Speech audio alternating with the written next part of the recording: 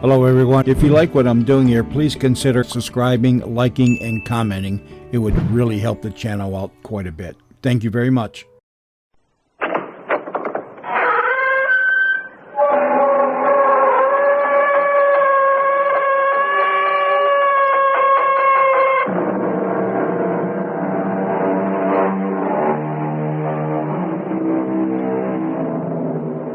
Come in. Welcome. I'm E.G. Marshall. One of the most familiar sounds in the world today is the ring of the telephone. It produces a predictable reflex action. The phone rings, you pick it up. It's only too human to want to know who's on the other end. The impulse always is to answer. An impulse you should never have succumbed to if your name had been Betsy Grant. I don't mean to stick my nose in your business, lady, but it looks like someone is tailing you. Me? Where? The little brown foreign job, 2 cars back. Oh. Want I should lose him? Yes. Please, cab driver, please.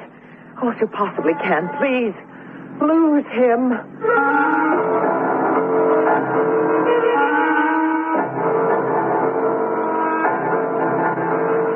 Our mystery drama, The Sound of Terror, was written especially for the Mystery Theater by Ian Martin and stars Patricia Elliott.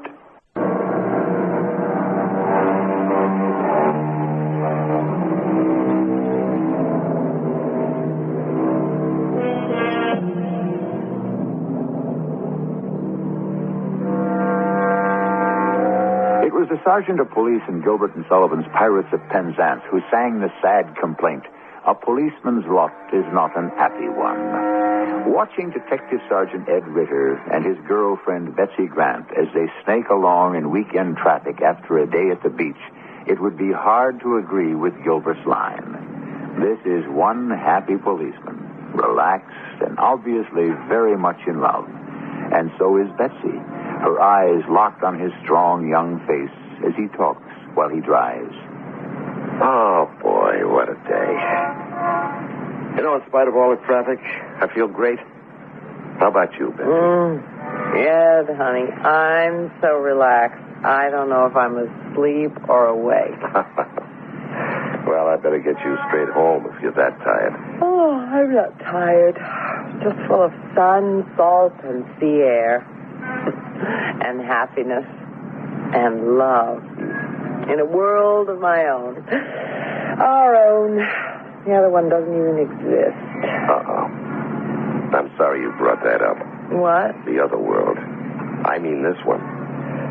I gotta check in, see what's going on. And the commissioner himself has ordered all leaves canceled. All off-duty personnel to report as soon as possible. That is all personnel. Uniform or plainclothes. Now, this announcement will be repeated shortly. At the moment, we have a 1040 at Blyer and Spain Streets. Cars 103, 216, and 180 are ordered there. Please contact Central and each other and coordinate. Repeat. There is a 1040 at Blyer and Spain. What is it, Ed?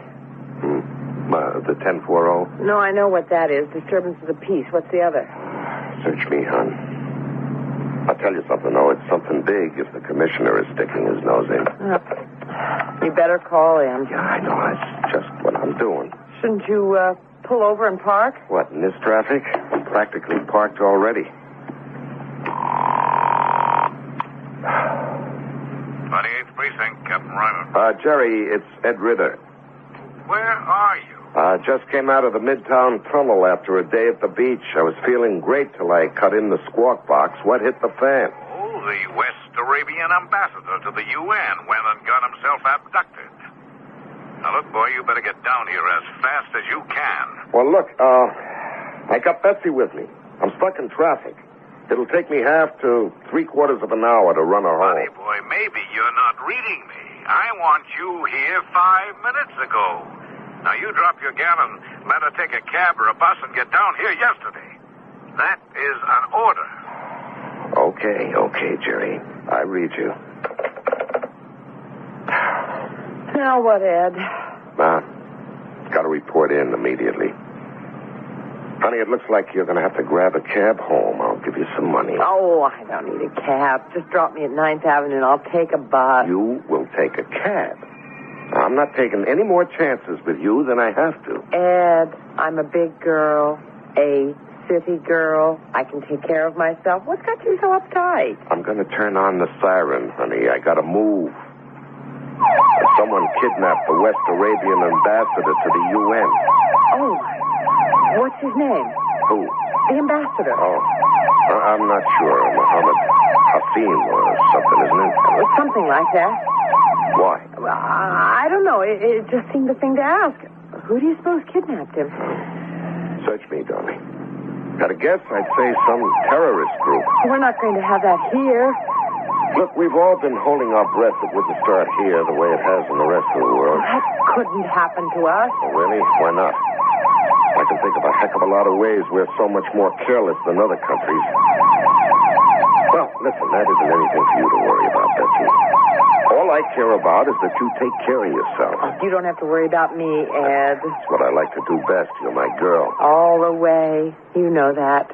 You know, I don't know what we're waiting for to get married. Family. Your folks, my folks. They all want to be a part of Well, it. couldn't they wait till after? Let's take care of the family first. After is for us. Okay, baby. Hey, come on. I got to move. Hey, kiss goodbye. Uh-huh.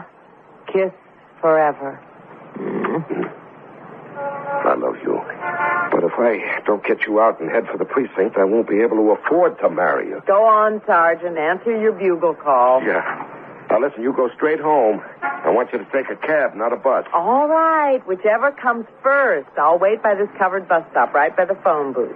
Oh, here's a bus. I've got to run. Hey, I said a cab. Why waste money? I didn't have to run too much. It was a 107. No good for me. When it pulled away, I was all alone at the bus stop. It was clouding up and looked like rain. I was glad I had some shelter while I was waiting. There weren't any cabs available anyway. The traffic in the tunnel was thinning out, and it was starting to get dark. I don't know just at what point I found myself feeling lonely, but what made me realize it was when the phone started ringing. How do you feel when a phone rings and no one answers? I know how I do. Sure, I know it was a public phone, but it's sort of a reflex. After like the 6th ring, I couldn't help myself.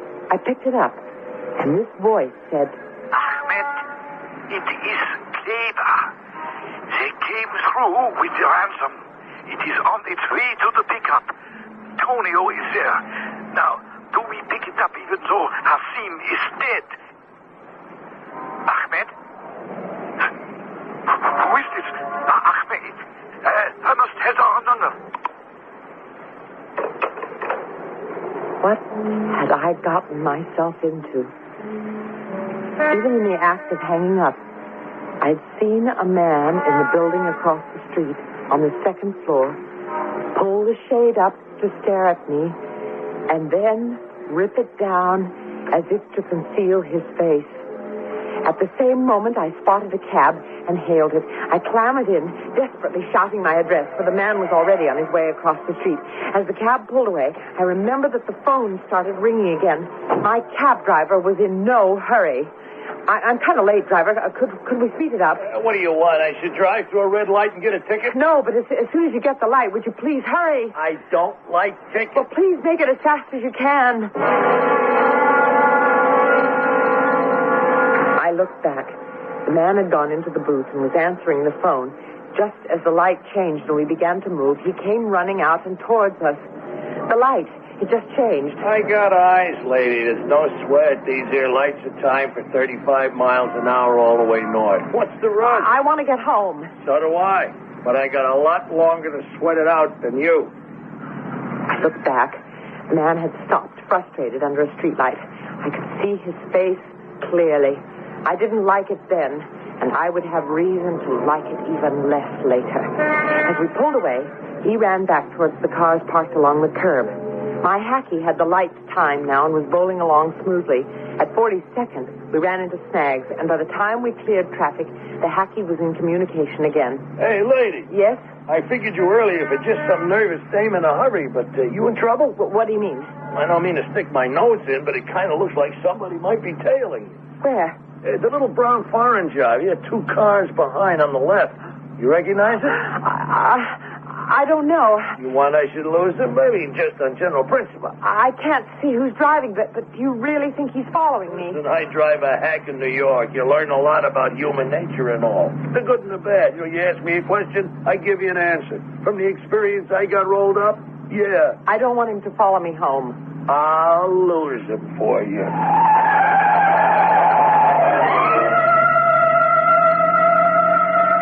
For the first time, he wasn't just a something, but a somebody. He really got into the whole thing like it was a game, cutting lights, switching turns from right to left, doubling back and forth, until finally he drove me up to the brownstone where I had my apartment. There you are, lady. 99A West 83. And all alone. Here's the fare, and something extra for losing my follower. Well, all in a day's a night's work. I kind of got kicks from it, yeah. Hey, what are you, with the government or some kind of TV or movie star? Neither. Nobody. Oh, what was it? Your ex or something? I beg pardon? Your husband. Who was following you? Oh, no, I don't even know that there was someone following us. It's just these days, the gal can't be too careful. You got it. You want I should see you in? No. I'll be all right. It's kind of gloomy down there in the basement. Oh, that's just the front. In back, it's gorgeous. Good night. Hey, watch your step. I will. And thanks again for the help. You can't do something for somebody every now and then. Watch life. Good night.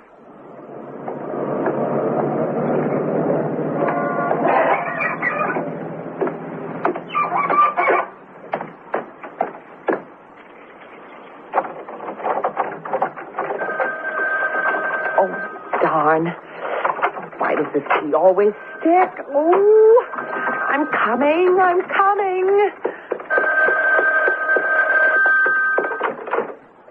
Hello? It's me, hon. You just saved me heart failure.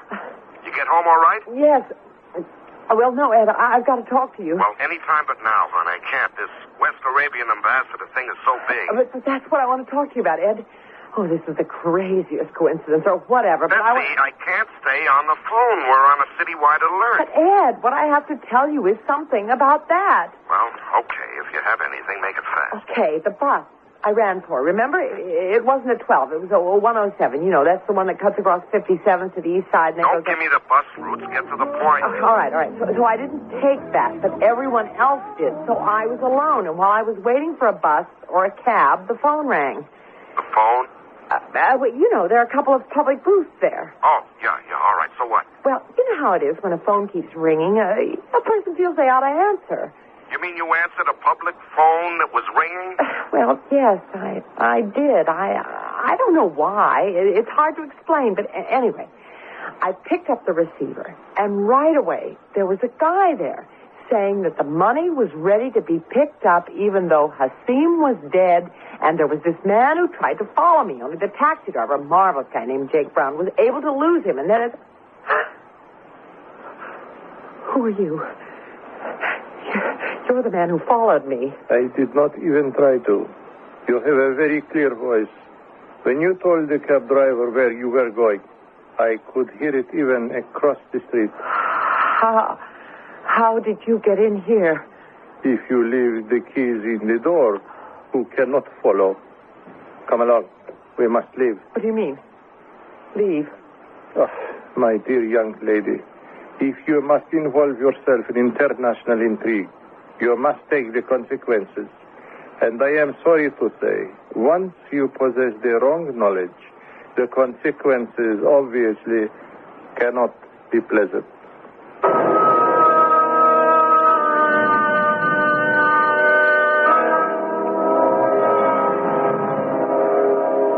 A little knowledge is a dangerous thing, and it seems that inadvertently Betsy Grant, responding to a very human and reasonable compulsion by the simple act of answering a telephone, has gained an amount of information that is dangerous, particularly to a man named Ahmed, who is responsible for many deaths in the past, a man who has nothing to lose by causing more of them in the future.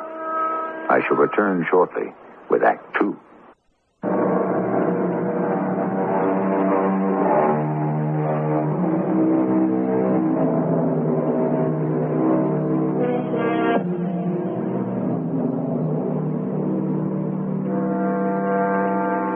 If the ringing of an unanswered telephone is so frustrating, there is another sound made by Alexander Graham Bell's invention that is even more frustrating. The busy signal, which has been caused by a sudden interruption in service. It can become unbearable. Worse than that, in the case of Detective Sergeant Ed Ritter, terrifying, for he knows intuitively that it was human intervention that broke the connection on his phone call to Betsy. Ed, where are you? Come on, we're on assignment. I'm trying to reach Betsy. Well, I thought she called you. Yeah, she did. Well, so okay. I told you no long conversations. I'd be waiting in the car. Jerry, everything's changed since then. I got a lead. I got to call Betsy back. Call her back? What'd she do? Hang up on you? Here, listen. Okay, so it's a busy signal. You can't hang around till she gets off the phone talking to her mother or some girlfriend. No. It isn't like that, Jerry. But you see, Betsy was talking to me, and someone broke the connection. Ed, buddy, look, you're my best friend. I love you like a brother. But right now, we got no time for personal stuff. We got a big case to break. This has to do with the case, Jerry. I told you I had a lead. Well, from Betsy? Yeah. Oh. Well, when I dropped her after you told me to get straight to the precinct, she was waiting for a bus, you see, and this phone began to ring. What phone? A coin phone right by the bus stop. So? So Betsy answered it. What? She answered a public phone that was ringing? Was she expecting a call? No, it was just... Well, you know, a phone rings, keeps ringing. If nobody else picks up, you do it. Not me. What for? Well, it's human nature. Someone maybe is in trouble, needs help. I don't know. Okay. So she picks up the phone, and this voice on the other end starts right in and says, okay, the dough is ready to be picked up. Do they go ahead even if Hasim is dead or what? Hey, wait a minute. Hasim? You sure she said Hasim? Yeah. That's the guy who was abducted. Well, what do you think I'm trying to tell you? Well, what are we wasting time talking? Get Betsy on the phone. I can't. Don't you hear me? There's nothing but a busy signal. Try her again. No, Jerry. I'm not messing around anymore. Something's wrong. Now, I'm going over to Betsy's apartment and see for myself what. All right, I'm going with you.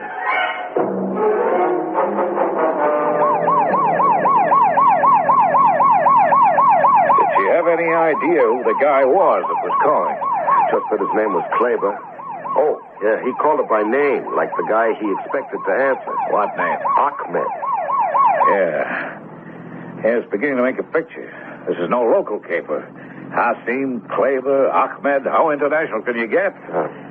What do you figure is the sense in calling a public payphone? Well, no chance of calls being traced or bugged. And normally that time of night, the area is deserted. Yeah, the guy, Ahmed, was right across the street waiting for it to ring. Probably on his way down when he saw Betsy answer. You figure they had it set up on a time schedule. Yeah. You still think he could have followed your Betsy home? No, she didn't think so. But you do. Look, Jerry, suppose she could recognize him. She saw him looking out the window, and now what would the guy figure? This whole thing is big enough to take no chances. Yes, I think he must have tailed her, and I think that's why the phone got cut off, and I'm scared of what we could find when we get to her apartment. All right, let's not jump to conclusions. Just keep her open wide the way you are, and let's get there fast.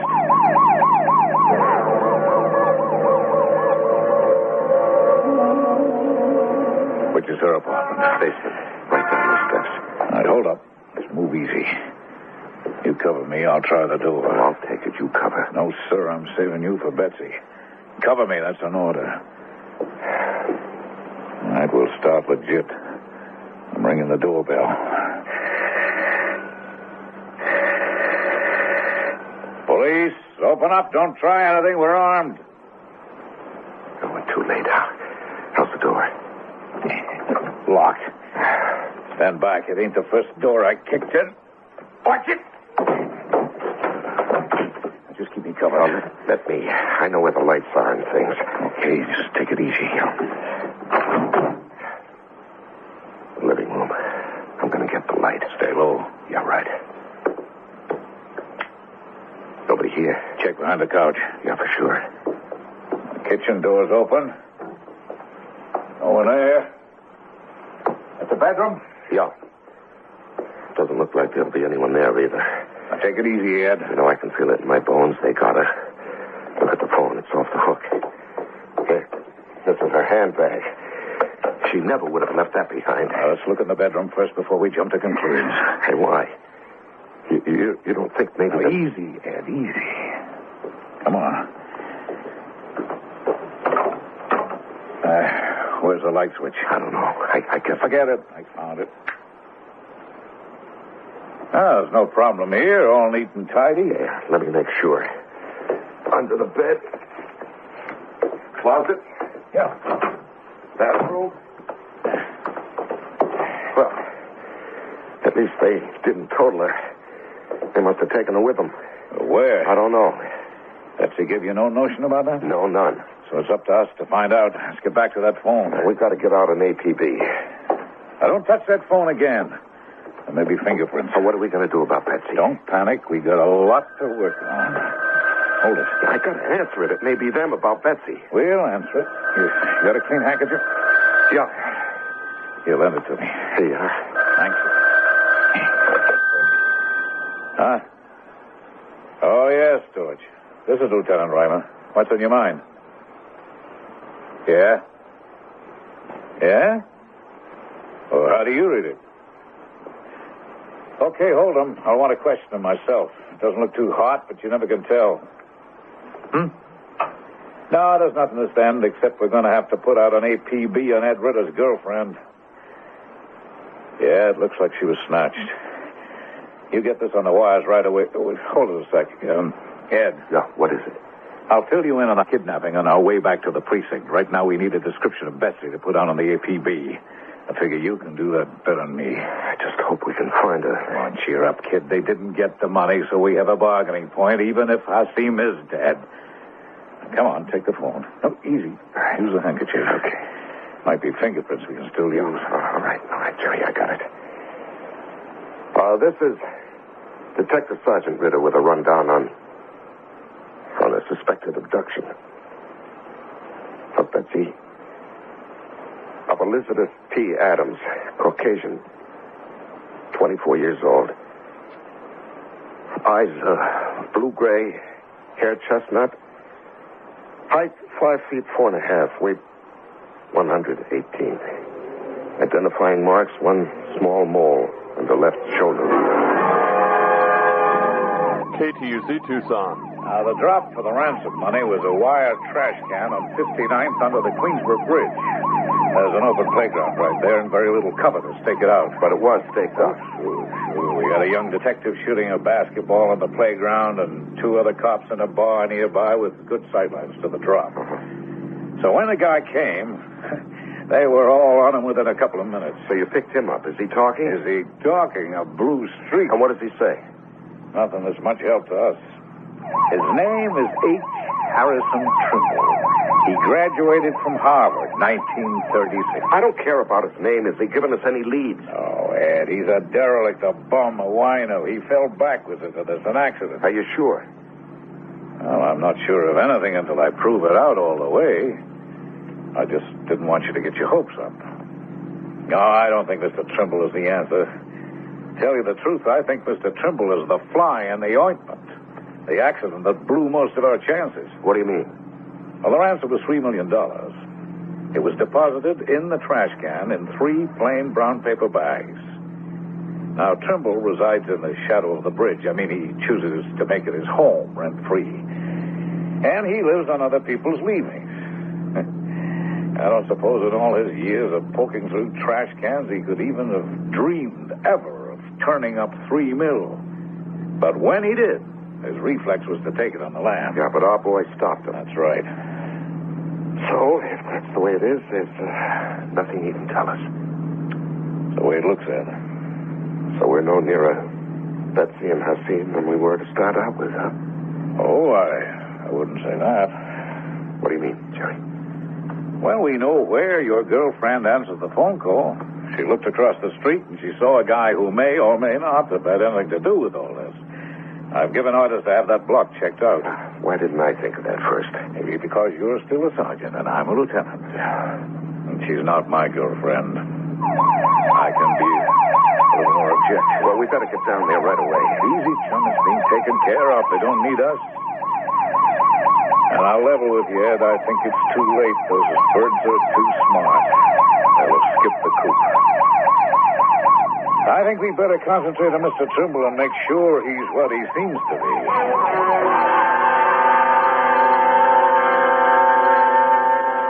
All right, Clever. You have failed me. But first, we must get out of here fast. Yeah, but what about the woman? Your telephone correspondent.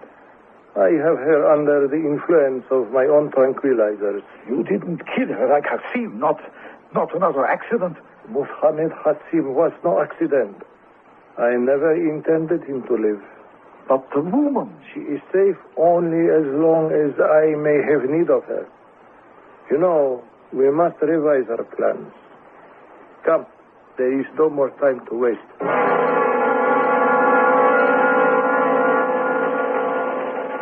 Any more word, Ed? No, not a thing.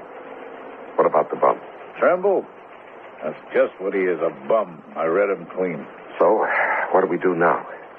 How much do you love your Betsy? That's a lousy question. It's a lousy situation, Ed. Do you love her $3 million worth? Oh, look, you can't put a price on something like that. You can't. I'm stretching my neck out and putting a price. We're going to hear from these guys, Ed. With luck, they won't have changed the ransom. The money is still available. Yeah, for an Arab named Hasim, who's already dead. We don't know that for sure. And neither do the West Arabs. So, we take our chances. That $3 million may be too late to save the ambassador. But it may save your girlfriend.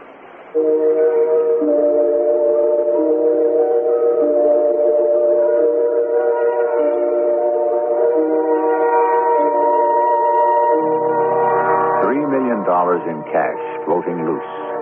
An Arabian UN ambassador who is dead or not dead. A girl who answered the telephone and inadvertently got herself embroiled in international terrorism. Where do we go from here? That, of course, must be saved up till I return shortly with Act 3.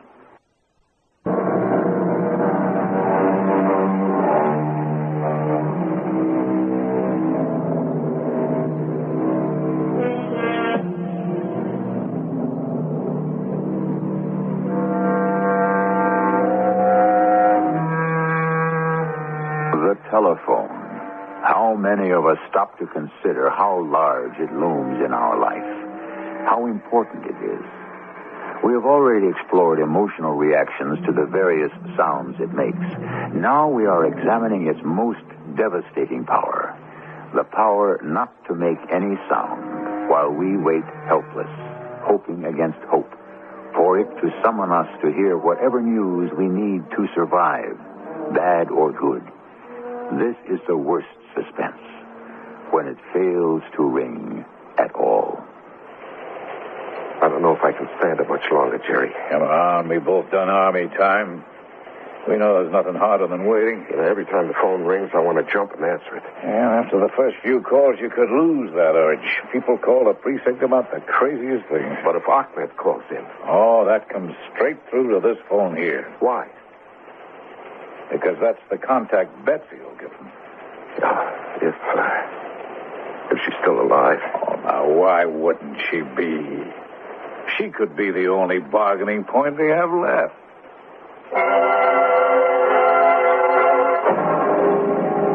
Well, Clever, suppose you try to explain now what happened. Everything was all set, Ahmed. The moment the money was put in the garbage can, the grapple hook was being sent down from the bridge. I could have been there and fastened it to the container to be lifted up and away before the police closed in. But that, what do you call him, that hobo was there before I could move. You should have shot I him. would have, but the police were too late. I told you to reconnoiter before you moved. I did, but the police were so well That hidden. it was fortunate you didn't reveal yourself and us. But now Hasim is dead, and the money is gone. Gently, my friend. That Hasim is dead is a triumph for my brothers.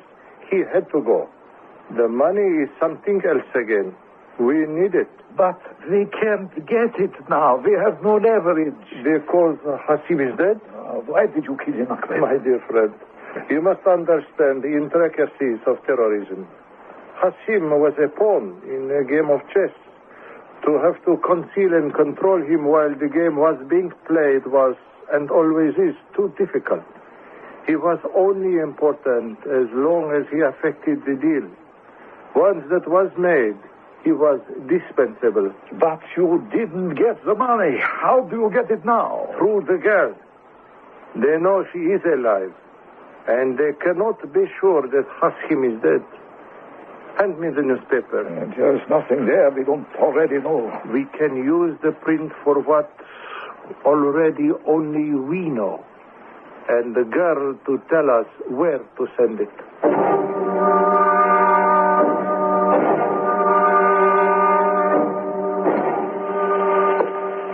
This just came in the mail for you, Ed. What is it? Well, you better see for yourself. I got a notion it isn't personal. You want to read it to me? To whom it may concern. We have Ambassador Hasim in our power. The ransom was not paid. If it is refused us again, he will die. Also, the woman called Elizabeth Grant. Instructions will be sent through her phone how to deliver the $3 million. You will wait for them and comply, or all will be dead. A fanatic. Yeah, at this point, so am I. Try and stay cool, Ed. They're going to need it to deal with this kind of Well, guy. how do I know that Betsy's even alive anymore? I know in my gut Hasim isn't. We don't know that for sure. I could bet my bottom dollar. It's the way they work. Well, we've got to let them give the lead. Yeah, I guess. Which still doesn't mean we can't make a few contingency plans of our own. Yeah, but nothing that would put Betsy's life on the line. Don't worry, she comes first. Well, second. What do you mean second? First, we got to know what this Ahmed has in mind.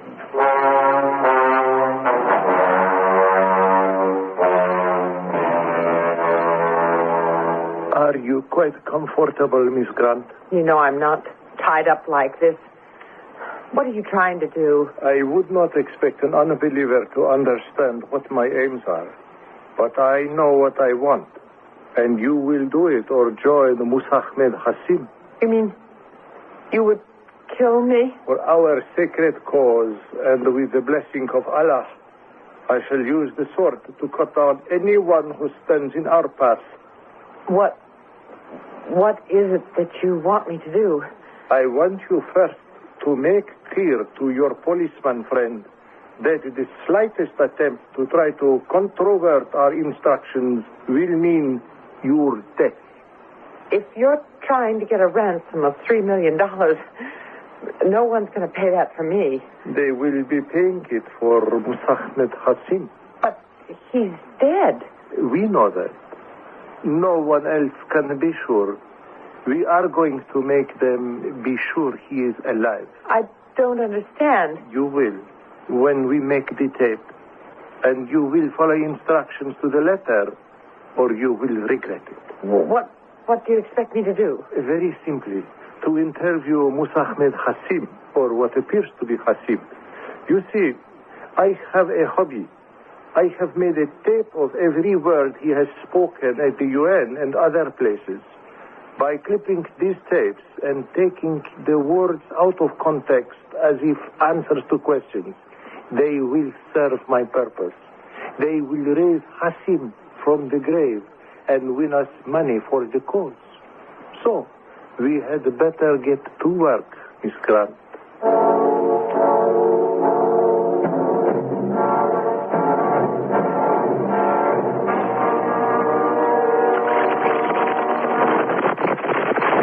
That's far enough, Ed.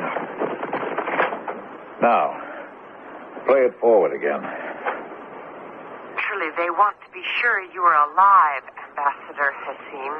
That I live must be obvious in spite of all the trials and tribulations in between. Have you been mistreated in any way? On the whole, I think giving the wide gulf between opinions reasonably fairly. But you wish to be free. I beg, I implore my countrymen to rise to my aid. Ed, you've heard Ambassador Hasim. I'm sure you can tell by his speech how alive he is. And I'm begging you for my life, too. I hope you can persuade the West Arabians to still pay the ransom for our exchange. Remember, when we were kids and you were always king of the hill? Well, never mind that. 1940, what was it? 6, I guess. It's so long ago. I hope you don't forget. Please, Ed, please get us out of this. The odds are 100 to 1 against us if you don't. The men who hold us mean business. Please, contact the West Arabians. Let them hear this tape and wait for the instructions. Cut it off. Well, what do you think? I think we contact the Arabs and go sit in Betsy's apartment with or without them for instructions.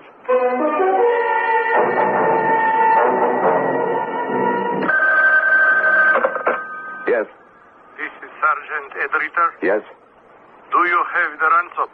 Yes, but how do I... 3 million as before? Yes, but tell me... Here are your instructions. The money in a lightweight suitcase, built as before. You will place it tonight in a Central Park horse carriage, which will be waiting at the 72nd Street entrance. The driver has instructions to meander through the park. When we are ready and are sure the coast is clear, we will contact you to make the exchange. The money for the ambassador and the woman. Now, just a minute. Not even 10 seconds. We will not allow this call to be traced. Make your arrangements and wait for us to contact you again.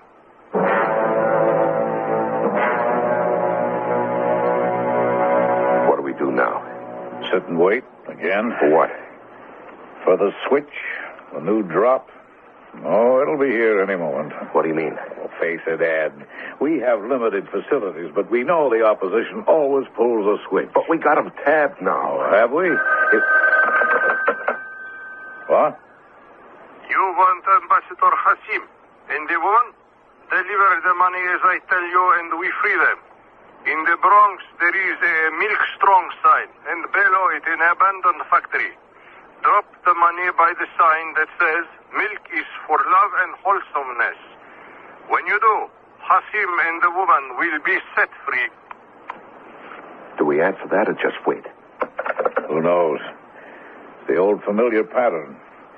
We're trying to cover all the false alarms and pick the one that's for real. Yeah. You know, I've been thinking about that. Like how? Well, you heard the tape. Anything about it bother you? I'm sure that was discussed. Hasim's voice on the tape sounded like it had been cut out of public speeches and made to sound like answers to questions made up after the questions were asked. Yeah, that was my reaction, too. So how does that help us? Well, it seems like one big distraction to grab off the dough and run. Yeah, that's how I feel. Only worse than that, without any return. All right, easy, kid. Easy. When the girl I want to marry can be as dead as I think Hasim is long before we make the payoff. Unless we arrange our own. Ed, how? Well, I've been thinking about a lot of things. Remember on the tape, Betsy said, King of the Hill? Yeah, sure, the old kid game. Yeah, except when we played it, it was one special place. Yeah, where? Well, Betsy and me, we both came from the Washington Heights district. Now, there's a park there we used to hang around. You mean near where the drop is supposed to? No, nowhere near there. Let me hear that tape again. Sure. It must be obvious, in spite of all the trials and tribulations in between. Have you been mistreated in any way? On the whole, I think Giving the wide gulf between opinions. No, that's not the part I meant. Yeah, well, where? Run it fast forward a moment. Now. Remember when we were kids and you were always king of the hill? Well, never mind that. 1940, what was it? 6, I guess. It's so long ago. I hope you don't forget. Please, Ed, please get us out of this. You know, that's been bothering me ever since I first heard it. She gave us a tip-off. What do you mean? King of the Hill. King of the Hill. That could only mean Fort Washington Avenue. And that malarkey about 46? Stop and think. 46 is 32 years ago. Betsy wasn't even born then. Now, she slipped a fast one by the guys who were holding her. Why? Well, it's got to be a key for us. What kind of key, Ed? All right, let me see now. 1946, Fort Washington Avenue. King of the Hill. King. Sure, the park. Right opposite where we lived. The end of Fort Washington, the big apartment. That was the number. 1946. Jerry, that's where they're holding her. That's what she was trying to tell us. You really think she sneaked that by them? Yeah, sure. Hey, wait a minute. She did even more. Jerry, let me hear that tape again, huh? Yeah, sure. Where? Just, let it run from where you cut it off. Sure. Please, Ed, please get us out of this. The odds are 100 to 1 against us if you don't. The men who hold us mean business. All right, cut it. Please. That's it. That's the final clue. 100 to 1. Apartment 101. That's where she's being held. Do we try to beat the ransom rendezvous first? And find Betsy dead like the ambassador, not on your life. Now, we take a chance. I figured it right. Hit the hideout before they can escape or hurt her.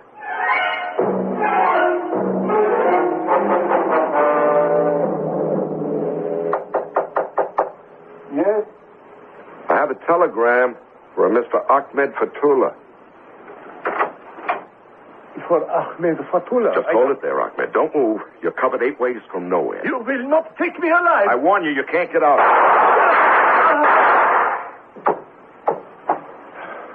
Betsy, you all right? Yeah, sure. Only what took you so long?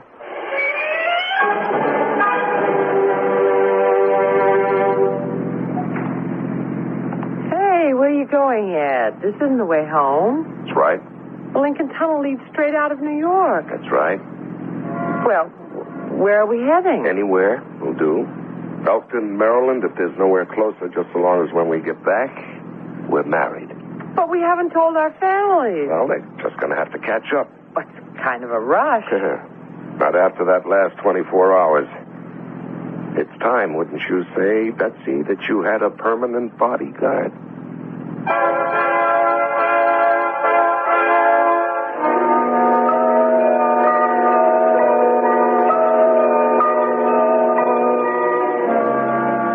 And so they were married and lived happily ever afterwards.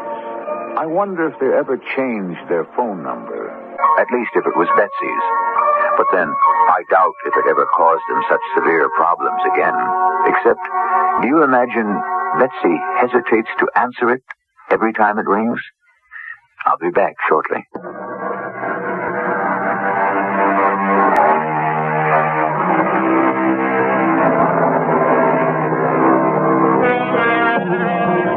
It's probably the most important instrument you will ever own. It can bring you hope, joy, despair, frustration.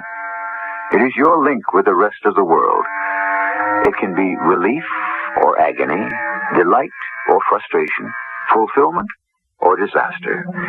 Whatever it is there. A part of our lives we can neither ignore or deny. The telephone. Our communication with the stream of life. Our cast included Patricia Elliott, Larry Haines, Ian Martin, and Earl Hammond. The entire production was under the direction of Hyman Brown.